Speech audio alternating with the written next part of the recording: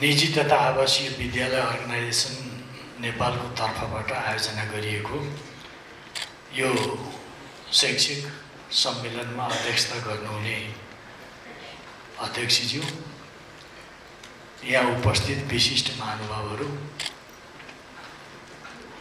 सबैभन्दा पहिले म यो निश्चित विषयहरूमा केन्द्रित भएर आयोजना गरिएको यो शैक्षिक सम्मेलन, जसलाई म यो विशेष सम्मेलन भन्न चाहन्छु, यसको सफलताको म शुभकामना व्यक्त गर्न चाहन्छु। यति बेला हामीहरूले एउटा राष्ट्रिय आकांक्षाको बारेमा विषय अगाडि सारेका छौँ। त्यो विषय हामी सबैलाई थाहा छ, समृद्ध नेपाल र सुखी नेपाली। यो समृद्ध नेपाल र सुखी नेपाली भन्ने यो नारा, यो आकांक्षा कुनै एउटा दल विशेषको मात्र विषय होइन, सरकारमा पुग्नेहरूले मात्रै दिने विषय होइन। यो साँचो अर्थमा हाम्रो राष्ट्रिय आकांक्षा हो। त यो राष्ट्रिय आकांक्षा पुरा गर्नको लागि कुनै अमूर्त भाषणको मात्रै कुरो होइन, निश्चित विषयहरू अगाडि सारिएको छ। ती विषयहरूलाई साकार पार्ने हिसाबले नीति, कार्यक्रम, योजना र आचरणमा केन्द्रित भएर ती विषयहरूलाई अगाडि बढाउनुपर्छ भनेर प्रस्तुत गरिएको छ। त्यसमध्ये शिक्षा र स्वास्थ्यको विषय महत्त्वका साथ अगाडि सारिएको छ। त यस्तो राष्ट्रिय आकांक्षालाई पुरा गराउने एउटा हाम्रो महत्त्वपूर्ण आधार शिक्षाको विषयमा एक हिसाबले भन्यो भने मुलुकलाई नै शैक्षिक गतिविधिमा नेतृत्व गरिरहेको यो संस्थाले यो सम्मेलनको रूपमा यो आयोजना गर्यो। मैले यो उद्घाटन सत्रपछि छलफल गरिने विभिन्न विषयहरू यहाँ हेरेँ। वास्तवमा ती अत्यन्त महत्त्वपूर्ण छन्। ती प्रस्तुत गरिने विषयहरू र छलफल पश्चात निकालिने निष्कर्षहरूले साँचो अर्थमा हाम्रो राष्ट्रिय आकांक्षा पुरा गर्ने काममा त्यसले सहयोग पुर्याउनेछ, म यो विश्वास व्यक्त गर्दछु। मैले यो सम्मेलनको सफलताको शुभकामना व्यक्त गरिरहँदा यही मेरो चाहनालाई म प्रस्तुत गर्न पनि चाहन्छु। अघि शिक्षा मन्त्रीज्यूले थोरै समय भए पनि महत्त्वपूर्ण अर्थ दिने हिसाबले केही विषय प्रस्तुत गर्नुभएको छ। तपाईँहरूको यो उद्घाटन सत्रपछि प्रस्तुत हुने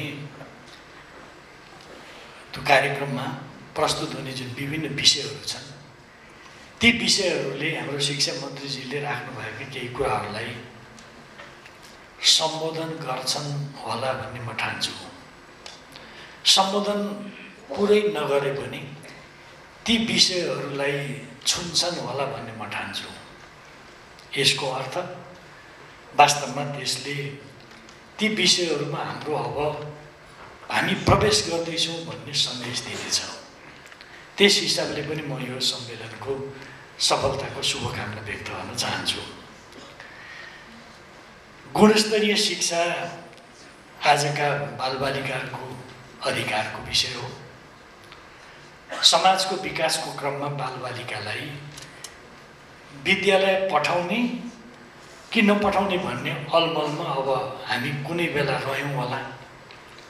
अब त्यो स्थिति छैन। कसैले स्कुल जान पायो होला, कसैले पाएन होला।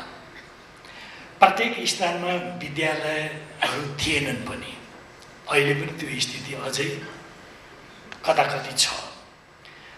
तर अहिले हामी सगर्व उल्लेख गर्न सक्छौँ, अहिले 30,000 सामुदायिक विद्यालय र 65,000 निजी विद्यालयहरूले विद्यालयको उपस्थितिले प्रचुर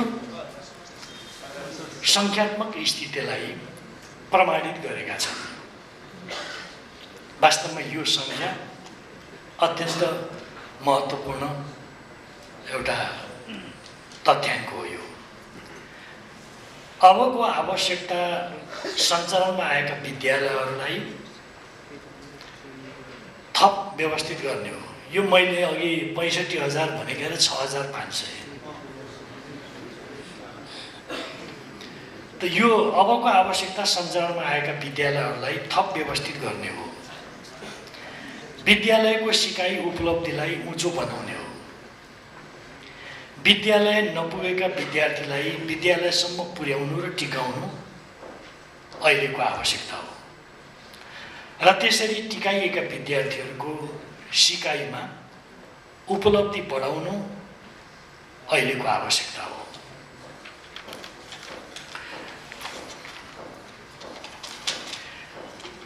शिक्षा क्षेत्रलाई व्यवस्थित गर्न हालै राष्ट्रिय शिक्षा नीति 2076 आइसकेको छ। निजी क्षेत्रको भूमिका त्यो शिक्षा नीति सार्वजनिक भइरहँदा हामी यो शिक्षा क्षेत्रमा लागेका धेरै साथीहरू अलि चिन्तित भयौँ।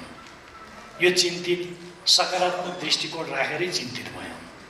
तर तपाईहरुले स्वाभाविक ढङ्गले व्यक्त गर्नुभएको त्यो चिन्तालाई त्यो शिक्षा नीतिले धेरै हदसम्म सम्बोधन गरेको छ। निजी क्षेत्रको भूमिकालाई यसले पहिचान गरेको छ। शिक्षा क्षेत्रमा 3 खम्बे नीतिको पक्षपोषण गरेको छ। वर्तमान शिक्षाको आयतन हेर्दा सामुदायिक विद्यालयले 75% विद्यार्थीलाई सेवा गरेको छ। 164 अर्ब रकम यो वर्ष मात्र सामुदायिक विद्यालयमा सङ्घीय सरकारले विनियोजन गरेको छ। यसको सही प्रतिफल पाउनका लागि सरकारले कदम चाल्छ। साथै झन्डै 1 खर्बको स्रोत परिचालन गर्ने निजी क्षेत्रको स्रोतको प्रभावकारिता पनि सरकारको चासोको विषय हो। तपाईहरुको योगदानको सरकारले उच्च मूल्याङ्कन गरेको छ। शिक्षा नीति जारी भइरहँदा यो योगदान र यो भूमिकाको यथोचित त्यहाँ सम्मान गरिएको छ, सम्झना गरिएको छ। अभिभावकहरूको विश्वास जितेर यति ठुलो स्रोत परिचालन गर्न सक्नु निजी क्षेत्रको ठुलो सफलता हो। तपाईहरुले लगभग 1 खर्बको यो स्रोत जुटाउने काम र परिचालन गर्ने काम नगरेको भए र यो काम सरकारले आफै गर्नु परेको भए थप 10% कर सरकारले उठाउनु पर्ने थियो। राजस्व परिचालनको तथ्याङ्कसँग तुलना गर्ने हो भने पनि तपाईहरुले सरकारलाई ठुलो राहत भनौँ कि गुण लगाउनु भएको छ, राहत दिनुभएको छ। यसको लागि पनि म तपाईहरुलाई विशेष धन्यवाद दिन चाहन्छु। तपाईहरुले परिचालन गरेको स्रोत साँचो अर्थमा त्यो राज्यको स्रोत हो। राज्यकै स्रोत हो भन्दा पनि हुन्छ। प्रभावकारी लेखा प्रणाली, प्रतिफलको वितरण र कर दायित्वको व्यवस्थापन जस्ता विषयमा सरकारको चासो रहन्छ नै। समाजमा तपाईहरुले 1.5 लाख भन्दा बढी मानिसलाई रोजगारीको अवसर दिनुभएको छ भन्ने मोटामोटी तथ्याङ्क हामीले बुझेका छौँ। यो महत्त्वपूर्ण योगदान हो। म यसभन्दा अघिल्लो राष्ट्रिय साधारण सभामा पनि संयोगले, सुखद संयोगले म प्रमुख अतिथिको रूपमा उपस्थित थिएँ। त्यसबेला मैले एउटा कुरा तपाईहरुलाई भनेको थिएँ, त्यो अहिले मलाई सम्झना छ। कि त अपडेटेड हुनुस्, होइन भने आउटडेटेड हुन्छ भनेर भनेको थिएँ। यसको सान्दर्भिकता आज पनि छ। खासमा यो विज्ञान शाश्वत नियम नै, विज्ञान सम्मत शाश्वत नियम नै हो। कुनै समय संसारभर रजाइ गर्ने डाइनोसर नै यसको सबैभन्दा बलियो प्रमाण हो। त्यत्रा डरलाग्दा ढिम्काए जनावरहरू हराए, मासिए। यो समय अनुसार आफूलाई अपडेट गर्न नसक्नुको उपज हो। मैले यो दृष्टान्त किन दिएँ होला तपाईँहरूले बुझ्नुहुन्छ। तपाईँहरू जुन संस्थाहरूमा जुन अभियानमा सम्बन्धित हुनुहुन्छ मैले त्यसलाई मनमा राखेर दृष्टान्त यो दिएको हो। निजी विद्यालयप्रति समाजको अपेक्षा उँचो छ। यदाकदा हुने गरेका गुनासाहरूलाई एउटा कम्प्लेक्स छ, आक्रमण भयो भन्ने कम्प्लेक्स। त्यसलाई आक्रमण नबुझ्नु होला, त्यो आक्रमण होइन, तपाईँहरूप्रतिको अपेक्षा हो। त्यो अपेक्षा त्यस रूपमा प्रकट भएको हो। अपेक्षा भएकैसँग गुनासो गर्ने चलन छ। त्यसैले तपाईँहरूको बारेमा गरिएका टिप्पणीहरूलाई ध्यान दिएर सुन्नुहोस्, विचार गर्नुहोस्। ती अपेक्षालाई सम्बोधन गर्न सक्नु तपाईँको संस्थाको दीर्घ जीवनको लागि र तपाईँको संस्थालाई बलियो बनाउनको लागि इनपुट्स हुन्। अघि शिक्षा मन्त्रीजीले केही छनक दिनुभयो, त्यो उहाँले छनक मात्रै दिनुभएको हो, तर कुरो बुझ्नुपर्छ। तपाईँका संस्थाहरू जोगिनुपर्छ, टिक्नुपर्छ र समाजका लागि उपयोगी रहनुपर्छ। वास्तवमा यी संस्थाहरू जोगिनको लागि, टिक्नको लागि र समाजको उपयोगी हुनको लागि मैले अघि भनेको कुरा गर्नै पर्छ। यो आउटडेटेड नहुनको लागि अपडेटेड भइरहने कुरो पनि हो। यो त्यस हिसाबले तपाईँहरूले आफूलाई अपडेट गर्नुपर्छ भन्ने म ठान्दछु। यी राज्यका संस्थाहरू हुन्। मेरो आग्रह छ यसका लागि तपाईँ हामी थप जिम्मेवार बन्नै पर्छ। अघि प्रसङ्ग उठेको छ, शिक्षा मन्त्रीजीले नै भन्नुभएको छ, वास्तवमा हाम्रो शिक्षा यति बेलासम्म कस्तो रह्यो भने यो शैक्षिक बेरोजगार उत्पादन गर्ने अभियान जस्तो भयो। पढेको हुन्छ, सिप हुँदैन, उत्पादनको बारेमा मेलो जान्दैन, रोजगारीको बारेमा ऊ बुझ्दैन, स्वरोजगारीको बारेमा जान्दैन, तर पढ्न चाहिँ पढ्या हुन्छ। यो शैक्षिक बेरोजगार उत्पादन गर्ने अभियान जस्तो बनेको छ। यो विडम्बनापूर्ण स्थितिलाई अन्त गर्नुपर्छ। त्यसको लागि राजनीतिक तहमा अगाडि सारिएको कुरा के हो भने प्राविधिक र व्यावसायिक शिक्षालाई अब त्यसलाई प्राथमिकताका साथ अगाडि बढाइनुपर्छ। यो सामान्य शिक्षाको कुरालाई त्यस अनुरूप त्यसको प्रतिशत कम बनाउनै पर्छ। अब त्यो नगर्ने हो भने हाम्रो शिक्षा उत्पादनसित नगाँसिएको, श्रमसित नगाँसिएको, रोजगारी र स्वरोजगारीसित नगाँसिएको, हाम्रो इतिहास र भूगोललाई नबुझेको यस्तो शिक्षा, हाम्रो धर्म र संस्कृतिको बारेमा नबुझ्ने शिक्षा भयो भने त्यो शिक्षाको के काम? त्यसकारणले आज हामी यो चुनौतीको क्रस रोडमा छौँ। यो क्रस रोडबाट सही डिरेक्सनमा जाने एउटा महत्त्वपूर्ण अभियन्ताको रूपमा तपाईँहरू हुनुहुन्छ। यो सम्मेलनमा तपाईँहरूले विभिन्न विषयमा छलफल गर्दा यी विषयहरूप्रति ध्यान जानुपर्छ भन्ने म आग्रह गर्न चाहन्छु। तपाईँहरूको योगदानलाई प्रशंसा गर्नै पर्छ। म यो औपचारिक फोरममा आएँ, मलाई प्रमुख अतिथि बनाउनु भयो, मैले बोल्नको लागि बोले होइन, मैले मनबाट बोलेको। तपाईँहरूको योगदानलाई प्रशंसा गर्नै पर्छ। सरकारको पूरकको रूपमा यहाँहरूले काम गरेकै छ। अभिभावकको गुणस्तरीय शिक्षाप्रतिको अपेक्षालाई सरकार एक्लैले धान्न सक्ने स्थिति थिएन, छैन र हुँदैन।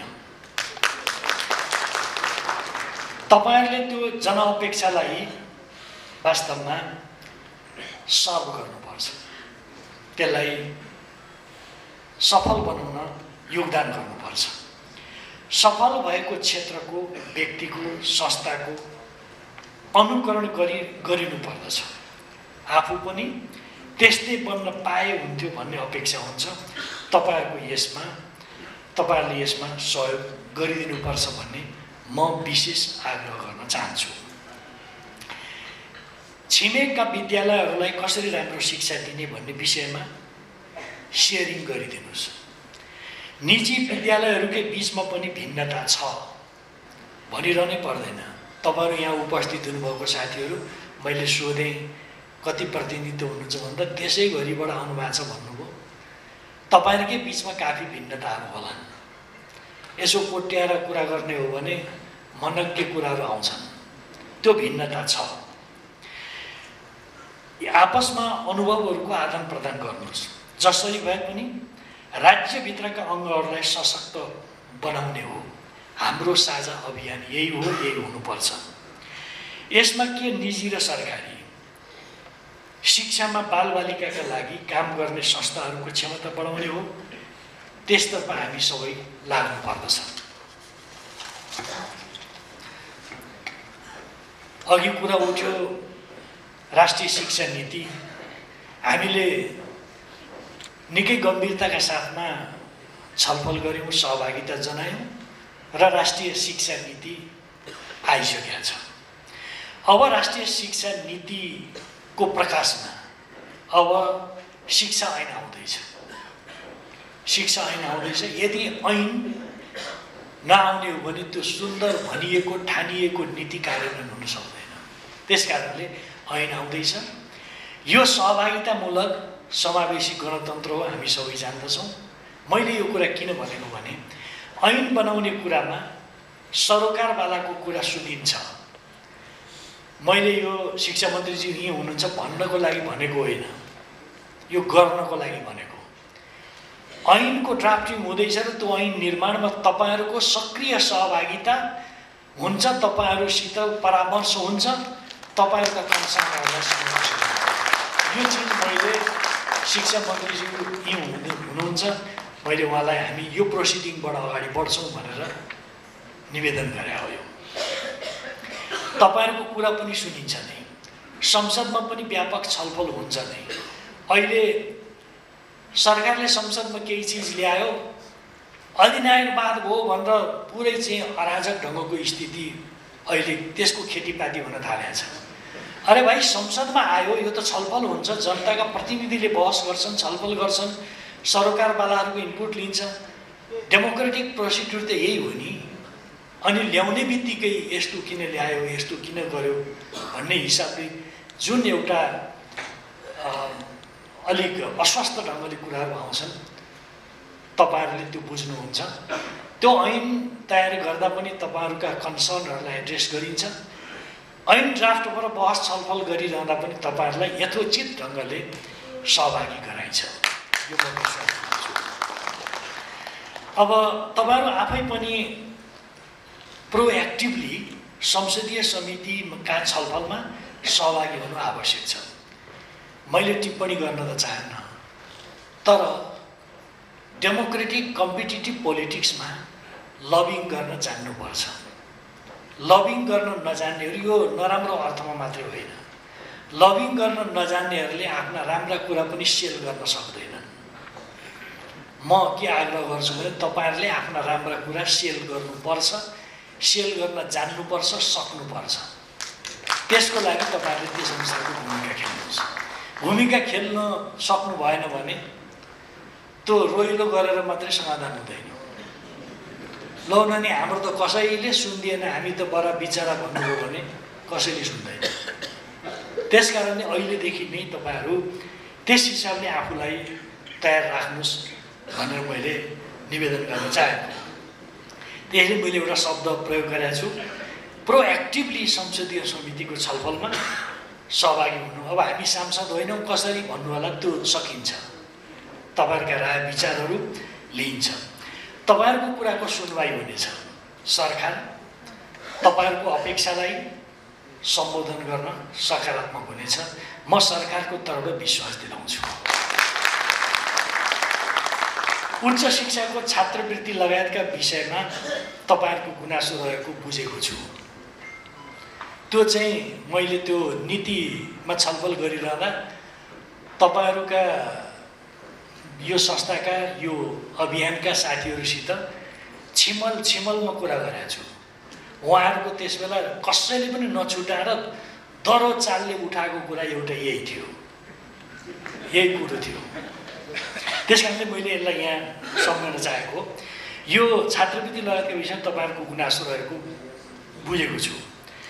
म के एउटा आफ्नो दृष्टिकोण राख्न चाहन्छु भने बालबालिकाले कुन मूलको पानी खायो भनेका आधारमा विभेद हुँदैन। तपाईँहरूले बुझेरै ताली बजाउनु भएको होला। म यसलाई दोहोऱ्याउन चाहन्छु। बालबालिकाले कुन मूलको पानी खायो भनेका आधारमा विभेद हुँदैन। जुनसुकै विद्यालयमा पढेको भए पनि अवसरहरूको समान पहुँचमा जानुपर्छ। सामुदायिक विद्यालयको गुणस्तर सुध्रिएमा विद्यार्थीहरूको पहिलो प्राथमिकता सामुदायिक विद्यालयहरू पर्छन् नै। यो स्वतः अन्डरस्टुड कुरा हो। सरकार त्यसमा लागेको छ, लाग्नु पर्दछ। राष्ट्रिय बजेटको सही सदुपयोग गर्न पनि लाग्नु पर्दछ। हामी सबैको साझा धारणा हो। यो निजी विद्यालयको दीर्घकालीन विकास र सम्भावनालाई ध्यानमा राखेर पूर्वाधार र शिक्षक क्षमता अभिवृद्धि लगायतका विषयमा पर्याप्त लगानी गर्न म तपाईँहरूलाई आग्रह गर्दछु। मैले यो किन आग्रह गरेको होला तपाईँहरूले बुझ्नुभयो। यसमा समस्या छन् भन्ने मेरो बुझाइ हो। यो समस्या रहन दिनु हुँदैन। प्राविधिक तथा व्यावसायिक शिक्षामा तपाईहरूले योगदान गर्ने जुन तत्परता देखाउनु भएको छ त्यसको प्रशंसा गर्दै आवश्यक समन्वय गर्न सरकार तयार रहेको पनि म उल्लेख गर्न चाहन्छु। राष्ट्रिय स्तरमा शैक्षिक बहस तपाईहरूले सुरु गर्नुभएको छ। मैले अघि पनि भने यसपछिको सेसनमा विभिन्न विषयहरू मैले हेरेँ।